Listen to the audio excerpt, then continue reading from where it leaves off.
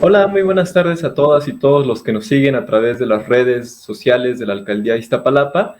Hoy, como parte del programa público de la exposición José Guadalupe Posada, Voz del Pueblo, estamos muy contentos de tener con nosotros como invitado al coleccionista, al mayor coleccionista de José Guadalupe Posada de México, Mercurio López Casillas.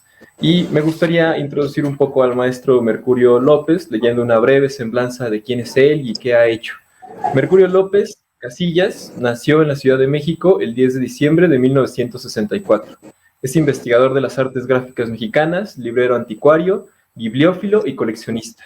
Ha participado en los libros José Guadalupe Posada, ilustrador de cuadernos populares, Manuel Manilla, grabador mexicano, Posada y Manilla, artistas del cuento mexicano, Juegos y diversiones de Posada, así como la colección de Mercurio López Casillas en el Museo de la Muerte de Aguascalientes.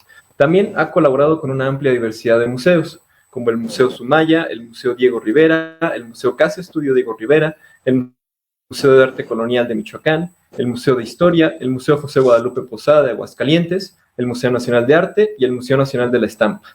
Y también ha sido curador de una gran diversidad de exposiciones, como lo son la Revolución en Caricatura, en las rejas del Senado de la República, Impresiones de México, la estampa y las publicaciones ilustradas en el siglo XIX, en el Museo Nacional de la Estampa, Visión histórica de la muerte en el Museo Nacional de la Muerte de Aguascalientes, Posada, genio de la estampa, Miguel Covarrubias, geografía de un ilustrador, Leopoldo Méndez, ilustración y grabado en el Centro Cultural Nicolás León en el 1995, y carteles políticos del Taller de Gráfica Popular. Y bueno, me gustaría ahora, leyendo un poco toda esta semblanza del maestro Mercurio López Casilla, pues directamente que él tome la palabra para empezar con esta breve charla, entrevista, y preguntarle directamente al maestro Mercurio López. Hola, maestro Mercurio López, ¿cómo está? Buenas tardes. ¿Qué tal? Buenas tardes a todas y a todos. Un placer estar aquí con ustedes. Muchas gracias. Quisiera empezar esta plática preguntándole cómo inició su colección de obra gráfica e impresos del siglo XIX mexicano. Bueno, yo desde que tenía 16 años más o menos, empecé a coleccionar suplementos de caricatura y después me especialicé en las artes gráficas del siglo XX, y ya como a finales del siglo pasado me empezó a interesar las calaveras y el tema de Posada, pero todavía no lo coleccionaba porque se me salió un poco el presupuesto, pero me encargaron hacer una investigación para RM, un libro que se llamó José Guadalupe Posada, ilustrador de cuadernos populares, y entonces ahí pues hice la investigación y me di cuenta que sí, todavía se podía coleccionar la obra de Posada, y entonces pues prácticamente a raíz de que publiqué ese libro empecé a coleccionar Posada, y bueno, de ahí ha sido mi colección creciendo hasta ser ahora, como dices bien, una de las más importantes que hay en México. Bueno, y como parte de esta gran colección que usted empezó desde que me comenta que tenía desde los 16 años, como coleccionista, ¿qué es lo que más valora de estas imágenes y publicaciones del siglo XIX mexicano? ¿Qué es lo que le transmiten a usted de esta época?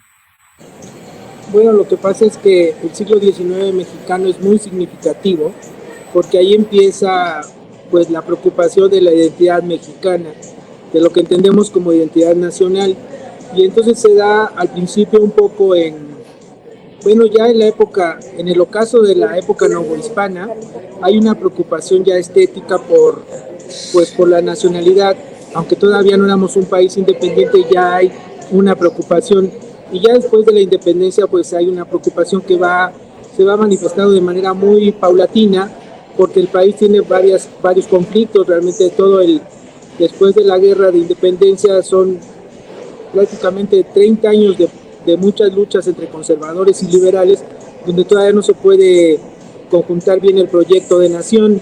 Entonces lo que sucede poco a poco, cuando se introduce la litografía en México, se empieza a manifestar esa identidad de lo que somos actualmente, de lo que somos los mexicanos. Entonces encontrar en las publicaciones periódicas, por ejemplo en las publicaciones que editaba Ireneo Paz, el abuelo de Octavio Paz, pues se ve ahí ya la identidad mexicana, una preocupación por los trajes típicos, por la gente común, por la gente del pueblo, y ahí se empieza a manifestar de manera bastante tenue, una preocupación ya estética por lo mexicano, por la identidad, y eso realmente a mí me fascina. Y además, bueno, siempre el coleccionar a Posada me ha llevado tanto hacia adelante como la influencia que ha ocasionado en los grabadores y artistas del siglo XX, como en los antecedentes de Posada. Entonces siempre es una ir y regresar, porque su obra es muy importante y está marcada. O sea, Posada no es el único que hace calaveras, Posada no es el único que tiene esa preocupación, sin embargo es el que se dedica de manera más y lo hace con un talento que nadie tiene antes. Eso marca la diferencia entre Posada y todo lo que se hizo antes y Posada y todo lo que se hizo después.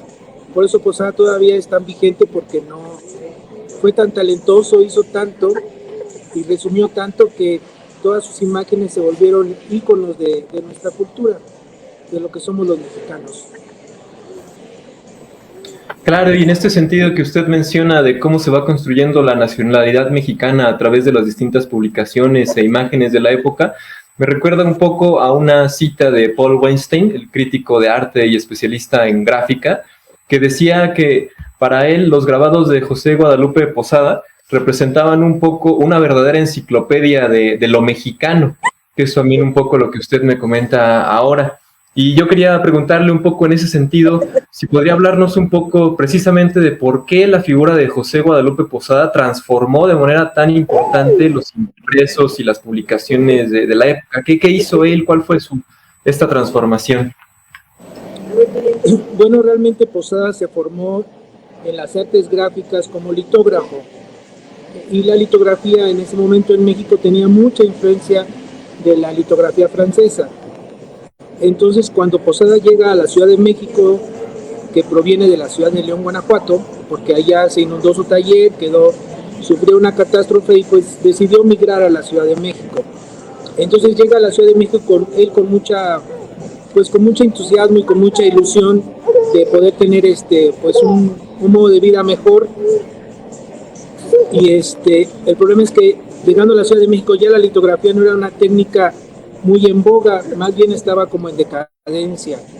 Entonces Posada es bastante inteligente y se adapta a las necesidades del mercado, y entonces decide, pues hay otras técnicas que se utilizan, como es el grabado en plomo, que se tallaba con buriles, y entonces esa es la técnica que el grabado popular estaba necesitando, no la litografía. Aunque se hace litografía cuando llega a la Ciudad de México, con Ireneo Paz precisamente, en varias publicaciones de Ireneo publica sus litografías, pero lo que más, ahí todavía se ve un estilo y una aportación, pero todavía no es el Posada famoso que ahora conocemos. Realmente el vínculo más importante donde surge el Posada emblemático como lo conocemos ahora es cuando empieza a trabajar con Antonio Vanegas Arroyo. Con Antonio Vanegas Arroyo hace una mancuerna extraordinaria, y gracias a que el editor le marca una línea muy clara de lo que quiere. Posada es muy claro y muy talentoso y asimila muy bien lo que los distintos editores piden. Entonces Vanegas, como él hace impresos populares, le pide a Posada que haga historias narrativas donde las imágenes se cuenten solas, sin necesidad de texto, porque pues muchos de los impresos que vendía Vanegas iban para gente analfabeta o semi-analfabeta. Entonces era muy importante que las historias fueran narrativas. Y entonces Posada, como era muy talentoso, pues logra eso de manera inmediata, y pues por eso tenemos esas imágenes extraordinarias que él tiene. O sea, realmente esa es su aportación de hecho, él es un adelantado en el arte al expresionismo. Realmente él toma en cuenta más las expresiones, la situación, para resaltar. De hecho, echa atrás todo lo que había aprendido, porque pues sabía muy bien de dibujo, sabía de perspectiva, sabía de lo que es el arte académico, y él sacrifica esos conocimientos que tiene por la imagen. Entonces ya no respeta ni las proporciones, ni los tamaños, ni las perspectivas, sino la imagen, la expresión de sus protagonistas, y en eso gana, y esa es ahí su gran aportación, y eso nadie lo había hecho antes en el grabado popular, ni nadie lo va a hacer después. Entonces por eso se vuelve como un emblema y una imagen, grabador como a seguir. Claro que en su época no tiene ninguna repercusión. En su época él es como pues un artesano que pasa realmente desapercibido. O sea, sí es conocido en el ámbito de las imprentas populares, de la prensa de a centavo y de los impresores. En ese medio pues él se conoce bien porque pues él además para ofrecer su trabajo pues ya cuando se queda sin tallar va a cada imprenta, a cada editorial de la época a ofrecer sus grabados. Entonces pues era medianamente conocido en el medio, pero cuando se muere queda prácticamente olvidado. Es hasta después de la Revolución Mexicana, cuando se está revalorando la cultura popular, que resurge entonces la figura de Posada. Y gracias a gente como Jean Charlot, que ve que, pues, que había ahí una obra muy importante, se empieza a recuperar y ya en 1930 que sale el primer libro sobre José Guadalupe Posada, es ahí cuando él ya empieza a ser el artista que ahora conocemos. Porque ya los grabados se piensan como obras sueltas y no como Posada las hizo originalmente como ilustraciones de un texto. Toda la obra de Posada se tiene que entender como una obra de encargo, que le encargaron, pero claro, nadie resolvía el trabajo como Posada, era con mucho talento. Entonces, a partir de ese momento, ya en 1930, hasta el primer libro de Posada, y entonces ya él deja de ser un artesano popular y entonces ya se convierte en el artista que conocemos actualmente. Es muy interesante este tránsito de Posada de artesano popular, de artesano olvidado, al gran artista, ¿no? Que se reconfigura después gracias a Rivera y a Charlot ya en los años de la Revolución, ¿no? Y cómo lo toman como referente del artista comprometido con el pueblo, ¿no? Pero sí, me gustaría un poco... perdón, no, usted, adelante. Lo que pasa es que cuando los artistas de la posrevolución como Diego Rivera quieren buscar sus influencias como mexicanos, pues el problema es que el siglo XIX estaba lleno de estilos europeos y afrancesados. Entonces, para buscar un antecedente realmente mexicano, pues Posada fue realmente el único que encontraron, y por eso Diego Rivera se volvió como para él y para todos los muralistas, para Leopoldo Méndez, grabadores y pintores, como un ícono, un emblema a seguir. Ahora sí. Claro. Y dentro de este emblema, dentro de esta parte del artesanado que fue Guadalupe Posada, me gustaría preguntarle principalmente cómo era la relación de Posada con la gente que le encargaba este tipo de imágenes, digamos, cómo era el día a día de una imprenta o de la imprenta de Posada en ese momento, qué materiales y técnicas eran las más socorridas. Bueno, esa es una buena pregunta porque siempre se ha pensado que Posada trabajaba o era empleado de Vanegas Arroyo, o era empleado de Ireneo Paz, y realmente él era un artesano, un grabador independiente, tenía su taller y entonces los distintos editores iban a su taller a encargarle sus grabados. Ya cuando se queda sin taller como en 1906, pues entonces sí, él ya va a visitar las distintas imprentas, pero hay una crónica de Rubén M. Campos que él platica cómo va al taller de Posada cuando todavía estaba en la calle de Santa Teresa, donde está ahora el edificio de la Autonomía de la UNAM. Ahí estaba su taller de Posadas, uno de sus primeros talleres, y esa crónica ahí describe cómo era Posada. Entonces lo describe, pues describe cómo era el taller donde trabajaba, con una ventana sin vidrio, pues como una covachita, describe cómo él estaba siempre trabajando y dispuesto a cualquier encargo que le hicieran, tanto ilustraciones para un libro de cocina, como un anuncio publicitario para un dentista, como cualquier tipo de imagen, lo que le encargaban, él lo hacía. Es lo que ahora podemos decir como un diseñador gráfico de esa Posada, pero era una persona independiente, realmente no trabajaba para, no sé, se tiene registro como que trabajó por lo menos para 30 editores diferentes. Entonces, muchísimos. Más aparte, toda la gente que llegaba, mucha gente de provincia, por ejemplo, dice, voy a presentar mi obra de teatro de Don Juan Tenorio en Guanajuato y necesito una ilustración, pues yo se la encargo, yo se la hago. Entonces la gente venía un día, le hacía el cliché y ya la gente se lo llevaba al otro día, y por eso ahí se explica cómo es posible que en otros estados de la República haya grabados de Posada, y no es que Posada se haya trasladado a esos estados, simplemente que él entregaba la placa, el cliché original, y la gente ya se los llevaba y pues ya otro impresor lo hacía. De hecho, Posada era más que, no lo podemos entender como un grabador contemporáneo, que hace sus grabados y los firma y hace una edición limitada.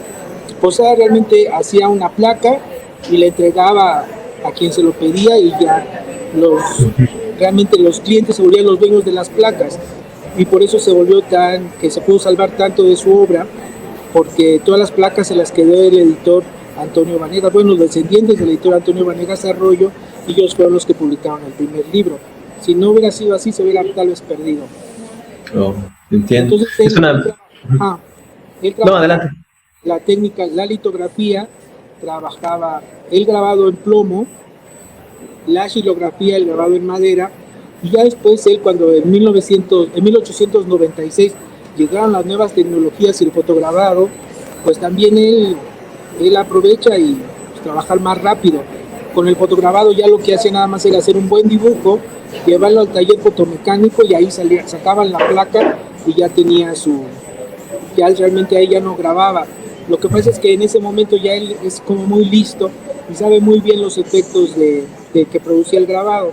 Entonces cuando ya nada más dibuja, de hecho la Catrina más que un grabado es un dibujo original que luego hicieron un cliché. Bueno, pues desde 1896 Posada se dedica, no exclusivamente, pero poco a poco sí ya nada más se va a dedicar a hacer dibujos y a reproducirlos de manera fotomecánica, que hay discusiones de la técnica, pero bueno, es la que yo sostengo. Entonces él dibuja, hace su cliché y se lo da a los editores. De hecho él entrega el dibujo, entrega solamente dibujos. Y entonces eso, pero él es muy listo porque en su dibujo hace como un rayado que simula el grabado. Entonces es como engañar un poco al espectador.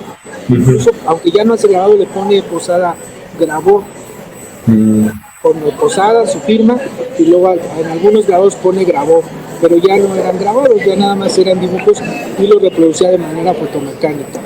Pero de todas maneras es súper talentoso. Realmente él siempre está con la preocupación de la industria de pues trabajar más y más rápido. Entonces pues él se adapta como no hay otro ejemplo en los grabadores decimonónicos que pasen de una técnica a otra. O sea, los litógrafos eran litógrafos, los xilógrafos eran xilógrafos, los que grababan en plomo y ya no pasaban de una técnica a otra. Manilla, por ejemplo, siempre se mantiene grabando en plomo y así lo hace siempre. En cambio Posada no, él es muy versátil y pues él se adapta a las nuevas tecnologías y lo que puede entregar más rápido para él mejor. Entonces por eso su obra también se vuelve tan grande. Oh, entiendo. Es muy interesante ver justo precisamente cómo Posada se va adaptando a las tendencias mercantiles, a las tendencias sociales y a los mismos encargos que él va recibiendo. En ese aspecto quería preguntarle, una de las partes más valoradas o reconocidas de la obra de Posada es precisamente su relación que tuvo con la prensa, y quería preguntarle si podría hablarnos un poco precisamente de este impacto, de cómo impactó la prensa en el trabajo gráfico de Posada y en su forma en que Posada empezó a entender la sociedad a partir de estos trabajos en distintos periódicos. Bueno, Posada era, pues ideológicamente, pues había nacido en Aguascalientes, que en ese momento y hasta la fecha pues es una ciudad conservadora. Después se casó, se fue a León, ahí se casó, tuvo un hijo y pues seguía siendo también una sociedad, pues son sociedades religiosas, muy religiosas. Igual todo el país era un país pues más o menos religioso, entonces la gente era pues más o menos conservadora, y Posada era realmente un personaje muy tranquilo, no era un radical. De hecho, en la imagen que tenemos del grabado que hizo Leopoldo Méndez, donde pone a Posada con los Flores Magón ahí atrás, es una imagen pues que se inventó Leopoldo Méndez, que a él le hubiera gustado que Posada hubiera sido así, pero en realidad yo digo que no era así. Realmente porque él es de los pocos caricaturistas que sobreviven toda la dictadura de Porfirio Díaz. Y para poder sobrevivir toda la dictadura de Porfirio Díaz tenía que haber sido pues muy tranquilo. Si hubiera sido un radical lo hubieran metido a la cárcel, no hubiera podido continuar. Entonces él era pues tranquilo, versátil y no se comprometía. Y además lo más importante es que no estaba en las imprentas, no estaba en los talleres cuando llegaban a clausurarlos, a censurarlos, no estaba. porque él entregaba el cliché, entregaba su trabajo y ya. No había, entonces no tenían tampoco por qué llevarlo preso. Y en muchos casos, incluso los primeros grados que hace para Vanegas Arroyo ni siquiera los firma. Y bueno, él, desde que llega a la Ciudad de México, empieza a trabajar en publicaciones periódicas para Ireneo Paz. Trabaja en un periódico que se llama La Patria Ilustrada, y de ahí Ireneo Paz lo presenta como el primer y más grande caricaturista que va a tener México, y pues lo presenta así. Realmente yo creo que él sí consideraba que iba a suceder, pero pues no le sucedió en vida. Pero sí le veía muchas posibilidades Ireneo Paz a Posada, y trabaja con él hasta por lo menos hasta 1906. Pero trabaja también con otros editores, Francisco Montes de Oca también, y empieza a trabajar a la par de estas publicaciones. Y Ireneo Paz empieza a trabajar para la prensa de A Centavo, que es la prensa obrera, que pues le encarga publicaciones, y siempre se piensa como que Posada va y busca la prensa obrera para colaborar con ellos, y no, es al revés.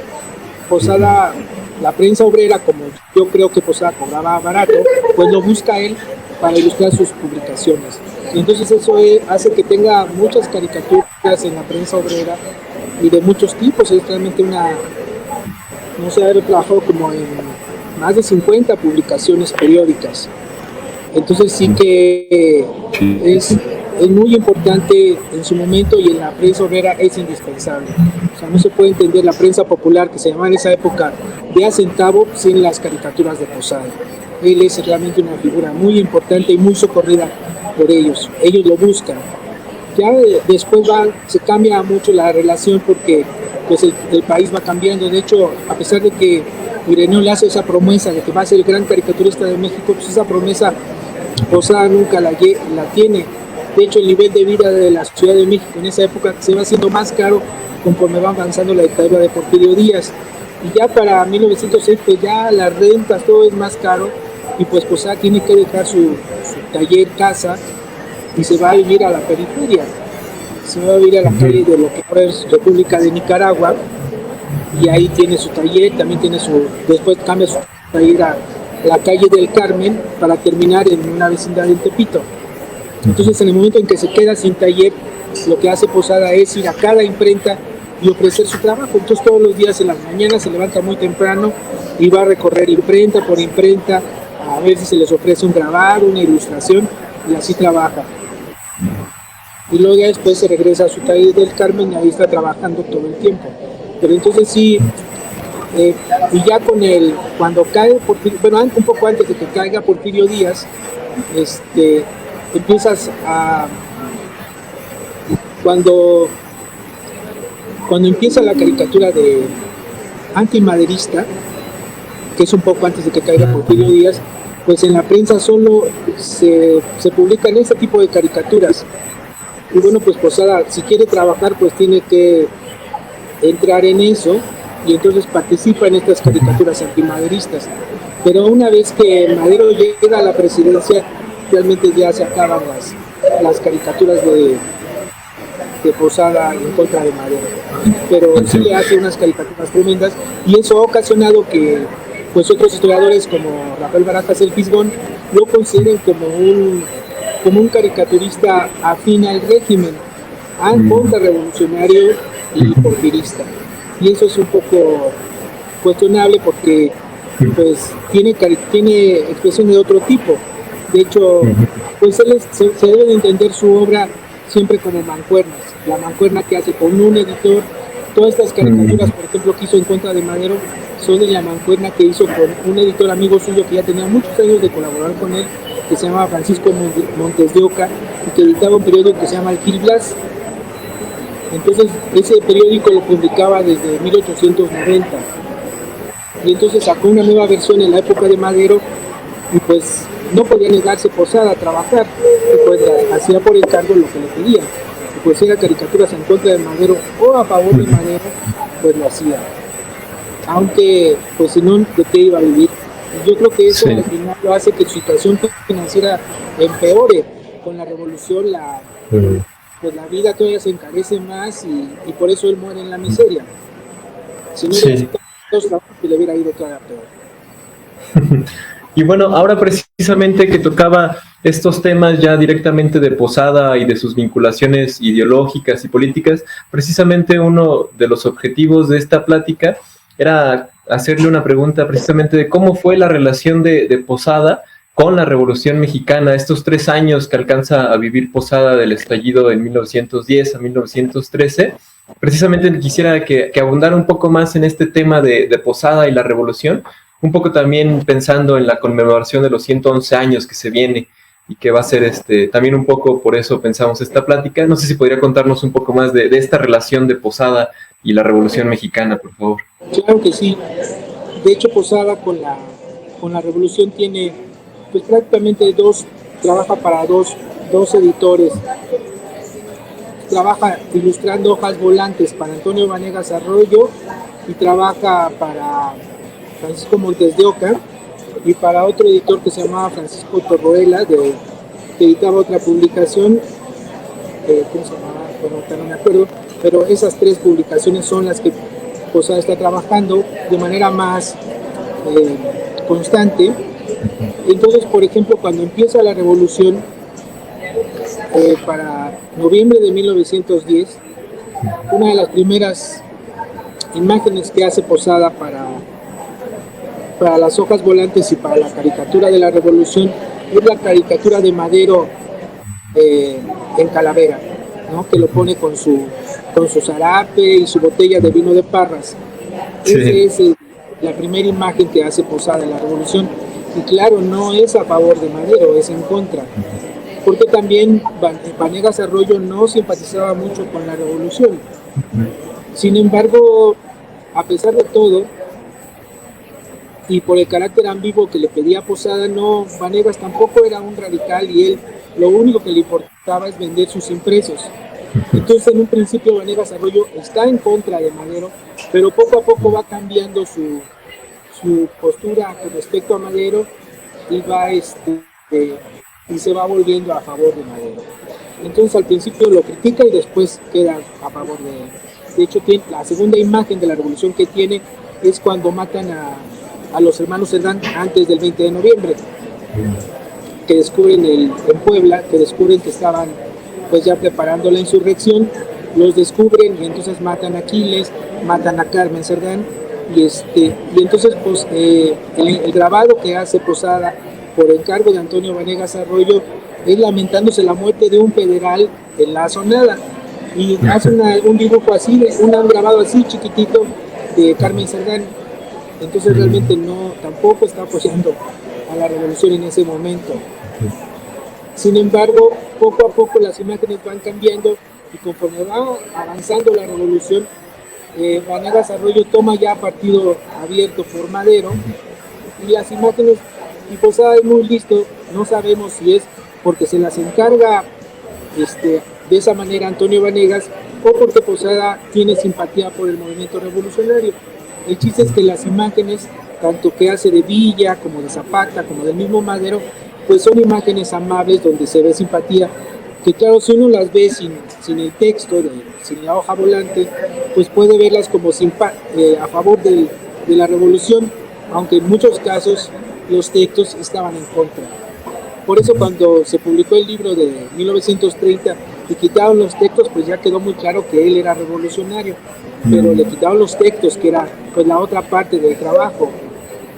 Y entonces por eso funcionaron en ese carácter ambiguo y por eso llegó a considerarse como un grabador revolucionario. Lo que sí es cierto es que él es un artista precursor de la Revolución Mexicana. Realmente es el artista de los primeros artistas, después está Francisco Goya y otros artistas, pero Posada es el primero que hace su interpretación de la Revolución Mexicana y lo hace a través del grabado, de estos encargos que hace para Vanegas Arroyo, y por otro lado lo hace también a través de la caricatura, pues criticando al gobierno de Madero, porque pues Madero compite 2 veces en las elecciones. Madero compite en 1910 contra Porfirio Díaz y en 1911 contra otros candidatos y ahí gana la presidencia. la segunda vez, entonces es presidente hasta 1911. Cuando derrocan por fin a Porfirio Díaz en 1911, dejan un presidente interino que se llama Francisco León de la Barra. Y lo que hace Francisco León de la Barra es decir, bueno, que era un porfirista y enemigo de Madero, entonces aprovecha todo ese periodo que él es presidente para que criticara a Madero y para boicotearlo lo más que pueda. Entonces cuando queda este presidente, que le llaman el presidente blanco, Francisco León de la Barra, dice, bueno, a partir de este momento ya los periódicos no van a tener subsidio, porque la dictadura de Porfirio Díaz había sido famosa por tener callada la prensa a través de subsidios, de una subvención, y el periódico más subvencionado era El Imparcial, pero sacaron la lista de todos los periódicos que recibían subvenciones, y en esos periódicos que recibían subvención pues estaba el Gil Blas, que era el editor Francisco Montes de Oca, que era pues un viejo conocido de Posada, un colaborador, un editor amigo de él. Y entonces pues la prensa en ese momento se lanza, pero no en contra del presidente, que declaró que ya no había subvención para los periódicos, sino se lanza en contra de Madero. Entonces son, pues que será como unos 6 meses antes de que Madero llegue a la presidencia, que la prensa de la Ciudad de México y todos los caricaturistas de la época se dedican a hacerle caricaturas en su contra. Antes del presidente que tenemos ahora, de López Obrador, Madero era el presidente más caricaturizado y más ridiculizado en la historia de México. Ahora pues ya, como también hay bastante libertad de expresión con López Obrador, pues ya han superado, nadie había superado, digamos que en proporción de tiempo y caricaturas, todo lo que le habían hecho a Madero. Pero ahora con las caricaturas que le hacen a López Obrador, la derecha sí ya superó, y todavía le faltan 6 meses. Entonces sí, es impresionante cómo sí hay algunos paralelos entre el gobierno de Madero y cómo la prensa de derecha se desata en contra del presidente, pero Madero ya cuando llega a la presidencia, poco a poco va tratando de controlar a la prensa, de controlar las fake news de entonces, que era la prensa alarmista, de insistir que no deben de publicar noticias falsas, y hace ya acuerdos con la prensa de manera que ya para mediados de 1912 pues la prensa le baja bastante. Ya cuando el presidente ya, o sea, ya no hace caricaturas, echa un cabrón, ya está en Francia, o sea, ya hay poca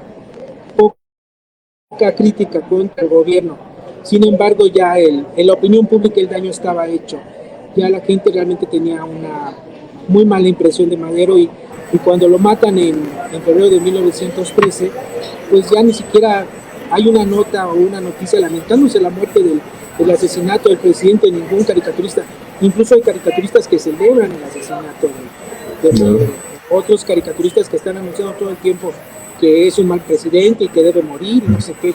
Entonces es impresionante cómo en la caricatura quieren la muerte del presidente. Y Posada pues no es ajeno a eso, pero ya cuando está en ese momento él ya está retirado de la caricatura. Ya cuando está incluso ya cuando Madero es presidente, ya Posada no hace caricaturas antimaderistas. Entonces yo creo que en ese sentido se tiene que entender y ver. Y sí hace caricaturas de imágenes que son grabados de la Revolución Mexicana, donde sí, pues, además él recurre mucho a las fotografías, y muchas fotografías que se publicaban en El Imparcial, pues él las retoma y las hace grabados. Entonces sí, él, yo creo que tiene simpatía por la revolución. Es una impresión. Desgraciadamente no hay documentos ni testimonios escritos de Posada que él diga, no, pues yo era un enemigo acérrimo de la dictadura, o Porfirio Díaz era lo máximo. Para mí no hay esos testimonios. Entonces, y es un poco difícil juzgarlo a través de su obra porque él trabajaba por encargo. Entonces, pues más o menos uno puede ver la obra y entenderla como un trabajo, pues, de grabador, editor, y así irnos por partes y ir viendo, bueno, sí, Vanegas era conservador, o Francisco Montes de Oca pues al principio era medio enemigo del régimen y luego ya se hizo más o menos favorecido por la subvención, y así se tiene que entender. No se puede generalizar porque pues trabajaba para muchas personas. Y sí, es más o menos el panorama de la revolución, hasta que pues él ya no le toca incluso la muerte del asesinato de Madero, de la escena trágica, porque él se muere antes. Él se muere el 20 de febrero, el 20 de enero, entonces ya no llega a ver el fin de Madero. Entonces sí, pero lo que sí siento es que sus grabados, sus caricaturas se volvieron pues la crónica de la época y es un testimonio bastante bueno que se debe entender pues en su contexto y con la intención que tenía pues cada editor. Claro, y ahora que usted mencionaba esto, recordé precisamente una de las obras que tenemos expuestas en la galería abierta acá en nuestra exposición, que es precisamente La Calavera de Huerta, donde lo retrata como una especie de araña calaveresca, ¿no? Que sí lo retrata de una manera más violenta, ¿no? Digamos, a comparación de estas calaveritas que tiene de madero o algunas de zapata, la calavera de Huerta, pues sí es muy, muy precisa en su crítica también. Y en ese sentido, ¿sí? Lo que pasa con esa calavera huertista, que por muchos años, cuando salió ese primer libro de Posada, ahí se incluyeron varios grabados que no eran de Posada, se incluyeron como unos 30 grabados de Manilla y otros tantos grabados anónimos. Y entre esos grabados anónimos estaba esa calavera huertista, estaba otra que se conoce como la calavera zapatista, y está otra calavera de Madero también. Y entonces tanto la calavera zapatista, donde está montada, zapato montado a caballo, como la calavera huertista, están ya usando, hechas con una técnica que Posada ya no usaba. Entonces, bueno, además ya es una discusión vieja, grabadores desde los 60, tanto Leopoldo Méndez como Alberto Beltrán hicieron estudios sobre el grabado y pues llegaron a la conclusión de que que era una obra muy buena, muy significativa, pero que no era de Posada. No era de Posada. Se le ha atribuido por años, pero realmente no es de Posada porque ya simplemente esa técnica ya no la utilizaba. Y además estilísticamente no se parece, etc. Entonces sí, no es de Posada. No es de Posada. Bueno, justo en esa temática, hablando precisamente de cómo se pueden como distinguir las obras de Posada, pues siempre tenemos que tocar un poco el tema de las calaveritas, ¿no? Y quería precisamente preguntarle para abordar un poco este tema desde su punto de vista y precisamente considerando esta gran amplitud de temas que tocó Posada, ¿usted por qué cree que el tema de las calaveritas y la muerte tengan tanta relevancia dentro de su propia obra como dentro de las tradiciones populares mexicanas? ¿A qué se debe esto? Bueno, Posada, realmente su obra más significativa y más talentosa y más extraordinaria son las calaveras. Posada logra esas imágenes tan poderosas, calaveras que hace, porque él realmente es un personaje muy cercano al pueblo. Él es un artesano pobre que vive en una vecindad y él es muy observador, observa todas las costumbres, observa todo lo que pasa. Y casualmente cuando él llega a la Ciudad de México, en 1875 se inauguró el Panteón de Dolores. Y entonces, pues ya la gente en los panteones públicos ya se puede manifestar libremente sin la presión de la iglesia. Porque antes toda la gente se enterraba en el atrio o en las iglesias y los sacerdotes pues estaban muy al pendientes de que nadie cometiera excesos, ni nadie hiciera cosas profanas, ni nada, sino todo dentro de la iglesia. Cuando se inauguran los panteones públicos, pues empieza la fiesta. El pueblo se manifiesta libremente y entonces pues hace como un día de campo. Va a ver a sus muertitos, les lleva flores, ellos comen, pues, vienen de lejos, aprovechan el día para comer, tomar pulque, estar ahí con sus muertos, convivir y quedarse hasta la noche. Pero pues ya con el pulque y la música que llevaban en la fiesta, pues ya igual se cometían después muchos excesos. Entonces sí que la sociedad porfiriana rápidamente empezó a ver pues como de manera negativa esos excesos que se cometían en los panteones. Y ese momento de la fiesta que se hace en los panteones, Posada lo refleja en sus trabajos. Realmente él retrata un momento histórico determinado que está pasando en los panteones, cómo se está expresando el pueblo en los panteones. Poco a poco el gobierno de Porfirio Díaz va limitando, va a decir, no está prohibido meter comida, no está prohibido meter bebida, no está prohibido puestos de pulque y comida alrededor, pero cuando no están las prohibiciones, es la fiesta total. Entonces realmente la fiesta de Día de Muertos que retrata Posada corresponde a ese momento, que te digo, en su momento la dictadura de Porfirio Díaz veía muy mal estas tradiciones populares, estas expresiones del pueblo, porque pues Porfirio Díaz no simpatizaba con él, no le simpatizaba el pueblo, ni siquiera las costumbres indígenas. Él decía que, o dicen que dijo, que el mejor indio era el indio muerto. Entonces sí exaltaba las culturas prehispánicas, pero el indígena que vivía en ese momento era muy mal visto. Y las expresiones del pueblo también. Había en la Ciudad de México un paseo de visitas a las iglesias para visitar las reliquias que tenía cada iglesia, y la visita a las iglesias para pedir para que les condonaran tiempo a los muertos en el purgatorio a través de rezarle a estas reliquias, pues culminaba en el Zócalo.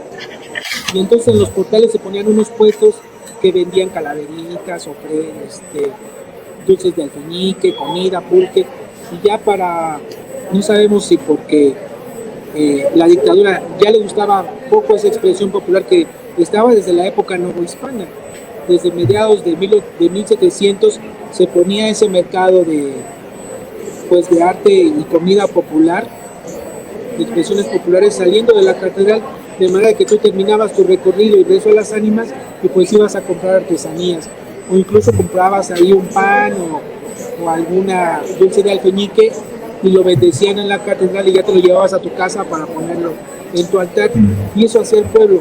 Pero para 1885 quitaron estos puestos que estaban enfrente de la catedral, en los portales, y los mandaron a un costado de la Alameda. Y entonces ahí ya la fiesta continuó, pero ya lejos y desconectada de la religión. Y todo esto que estoy platicando que se veía en la época, pues textos grabados. Pero tanto el Viriato veía malas expresiones populares, veía, por ejemplo, las ofrendas, las presentaciones del pueblo, pobres de cempasúchil, de los panteones, lo veían como una tradición bárbara que debería que eliminar, que deberían desaparecer. Pero bueno, después viene la revolución y todo ese concepto cambia, y la revolución revalora las costumbres populares, y por eso Posada queda pues en esa revaloración perfecto. Realmente él como nadie refleja el alma del pueblo, refleja las expresiones del pueblo, y que él lo hace mejor a través de sus calaveras. Sus calaveras no son iguales, son cientos de calaveras, y ninguna es igual. Él las personaliza, las caracteriza y las hace extraordinarias. Entonces eso le da una vigencia pues muy, muy actual. Y además no solo el tema de las calaveras, sino todos los temas que toca, imágenes se vuelven íconos de la cultura mexicana. ¿Cómo logra eso? Bueno, pues como es un personaje que viene del pueblo, que convive con el pueblo, que observa, y que digamos que él en la ciudad de León, él es pues un maestro, pues es como un litógrafo de clase media. Cuando llega a la Ciudad de México como que baja un poco de clase, y entonces se empieza a relacionar más con el gente del pueblo, y es lo que él empieza a retratar. Y ese retrato que él hace de la gente del pueblo, de la Ciudad de México, de la gente popular, se vuelve no solo un retrato de la gente popular, sino de la gente, de todos los mexicanos de todo el país. Es muy, muy particular cómo él logra ese retrato y cómo la revolución lo revalora y lo hace ya como parte de nuestra identidad. Y en ese juego pues las calaveras son indispensables. Es esto muy peculiar porque para Vanegas Arroyo lo que hace son puras, no hace crítica, no le hace ninguna calavera en contra de Porfirio Díaz, o no se ha encontrado una calavera de Posada contra de Porfirio Díaz, como si hay calaveras de Posada en contra de Madero. Entonces él no critica al poder, y sin embargo para Vanegas Arroyo lo que hace es tratar a las calaveras, retrata pues a la tamalera, a la costurera, al que vende aguas, a todo tipo de artesanos, a gente, para que, como además eran sus clientes, la gente común, pues entonces era muy agradable para la gente común ver su calavera en una hoja para leer, pero pues ahí veía su retrato y la compraba. Entonces pues Vanegas era muy listo porque trataba la imagen del pueblo y él mismo compraba. Las hojas volantes no era muy común de que la compra otra clase social, sino pues los estratos populares. Y entonces eso le da y eso hace que se vuelvan tan populares y tan importantes y ya parte una... No fue el primero Posada que hizo calaveras, pero Posada no hacía calaveras todo el tiempo ni estaba obsesionado con la muerte ni nada, eso también es cierto. Posada hacía calaveras para la temporada de Día de Muertos, nada más. No estaba obsesionado con la muerte, no era su novia la muerte, ni... eso no pasaba. Realmente él trabajaba, pues, así como trabajaba calaveras para la temporada de muertos, pues también hacía imágenes religiosas, muchas, para el santo patrono de cada temporada. También trabajaba para el 15 y 16 de septiembre, hacía águilas para las banderas. El retrato de Porfirio Díaz pues se vendía muy bien y por eso hizo 3 o 4 Porfirio Díaz, porque Vanegas se los encargaba y porque además pues la gente lo pedía y eso es lo para lo que trabajaba y se vendía muy bien.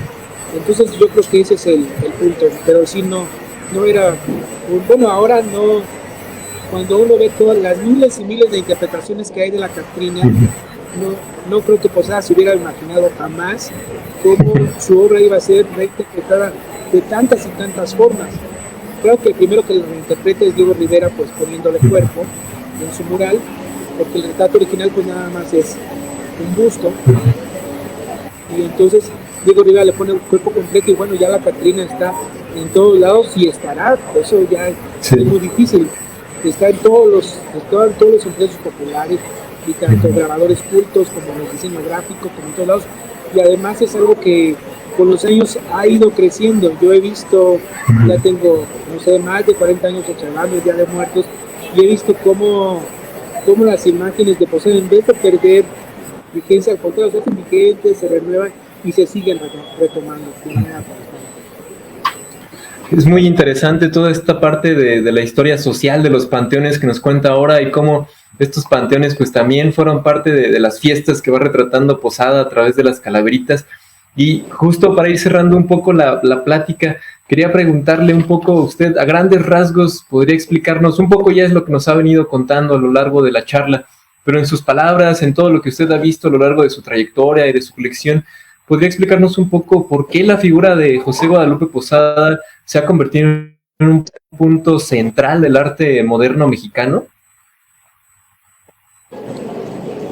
Es que realmente Posada, desde que lo instauran como artista en 1930, su obra se empieza a volver un referente para muchos artistas, de manera inmediata para los grabadores. Los grabadores de la época ven y de manera especial Leopoldo Méndez, ve los grabados de Posada y hasta cambia la técnica que usa en ese momento para usar una herramienta que se llamaba velo, que era un buril de varias puntas que podía hacer incisiones al mismo tiempo, y la vuelve como su herramienta predilecta. ¿Y de dónde saca esa idea? Pues la saca de Posada. Y durante mucho tiempo el taller de gráfica popular retoma las calaveras y el tema de las calaveras, y siempre el paradigma o el modelo a seguir es el modelo de Posada. Posada impone las reglas, pero no solo lo impone las reglas para los grabadores, sino también para los muralistas. Diego Rivera, en ese primer libro que sale sobre Posada, hace el prólogo, y Pablo Higgins, que era un pintor canadiense pero que se viene a radicar a México, imprime las placas originales, con las placas originales el primer libro que sale de Posada. Entonces digamos que los artistas también se empiezan a vincular, y ya con el tiempo, bueno, ya para cuando se celebra el centenario de Posada, de su nacimiento en 1952, pues ya todos los artistas lo reconocen como una influencia determinante. Por lo menos para Diego Rivera, para Orozco y para Siqueiros, marca su obra. Diego Rivera pues lo pinta en ese mural de la Alameda, Siqueiros lo pinta en el Poliforum, Siqueiros, ahí está, un retrato de Posada, y Orozco en su autobiografía lo menciona como como su maestro. Entonces sí, todos los artistas del siglo XX reconocen a Posada como una influencia determinante. Y en algún momento de su obra, unos más, unos menos, hacen calaveras o retoman algún grabado de Posada. Eso es inevitable y marca el siglo XX. Y para el siglo XXI todavía uno diría, bueno, ya Posada está superado. He oído caricaturistas que dicen eso, y pues no, todavía no. Al contrario, está muy vigente en el arte popular, está muy vigente en el grabado, está muy vigente en todo. Ya es increíble cómo se mantiene y cómo hay nuevas versiones, nuevas.